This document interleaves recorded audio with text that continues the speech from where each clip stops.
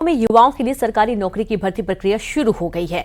विभिन्न विभागों में 8,900 से अधिक पदों पर भर्ती प्रक्रिया शुरू हुई है। जहां सीएम विष्णुदेव साय ने एक्स पर पोस्ट किया। सीएम साय ने लिखा, आज नवा रायपुर अटल नगर विकास प्राधिकरण विद्युत निरीक्षक कार्यालय एवं न्यायालयिक विज्ञान प्रयोगशाला में कुल 151 पदों पर भर्ती को स्वीकृति दी गई है।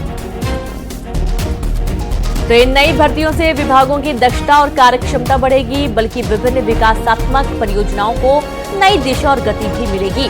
सीएम साय ने लिखा, अब तक हमारी सरकार ने 19 विभागों में कुल 8,971 पदों पर भर्ती को स्वीकृति दी है, जो प्रदेश के मेधावी छात्रों को शासकीय सेवा के उनके सपने को साकार करने का सुनहरा अवसर प्रदान कर रही है।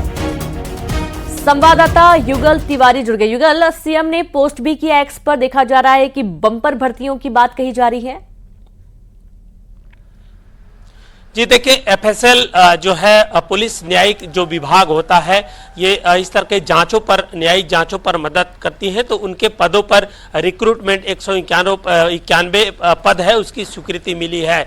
अवसर इसी का था और उसके बाद मुख्यमंत्री विष्णुदेव साय ने जो सोशल साइट एक्स पर ट्वीट करके जानकारी दी है कि अब तक लगभग 1 साल सरकार बने हो गए हैं बीजेपी के, और 19 अलग अलग विभागों में जो 8,971 पदों के लिए स्वीकृति दी गई है और ये बेहतर रोजगार के अवसर हैं वो साबित होंगे। साथ ही साथ प्रदेश के उन अभ्यर्थी, उन युवकों के लिए रोजगार के बेहतर जो अवसर है वो मुहैया हो सकेगा। और साथ ही साथ जो शासकीय कामकाज है उसमें भी तेजी आएगी। जब 19 विभागों में अलग अलग लोगों की रिक्रूटमेंट होगी, जब भर्तियां होंगी, तो अपराध से लेकर के तमाम जिस तरह के शासन की योजनाएं हैं, जो राज्य सरकार की मंशा है, धरातल तक योजना है वो पहुंच सके, तो उन योजनाओं को इम्प्लीमेंटेशन करने में सरकार को तो सुविधा होगी, साथ ही साथ आम जनता को इसका फायदा भी मिलेगा। क्योंकि शासन की योजना जब लागू होता है तो इम्प्लीमेंटेशन करने में दिक्कतें होती हैं, और जब विभागों में पर्याप्त अधिकारी रहेंगे, चाहे पुलिस के एफएसएल की टीम में हो, चाहे अलग अन्य विभागों में, तो ऐसे में जो दक्षता है वो बढ़ती है सरकार के भी, और लोगों को एडवांटेज भी इसका काफी मिलता है। तो उन्हीं सभी चीजों को लेकर के मुख्यमंत्री विष्णुदेव साय ने सोशल साइट एक्स पर ट्वीट किया है और इसकी जानकारी आम जनता को दी है।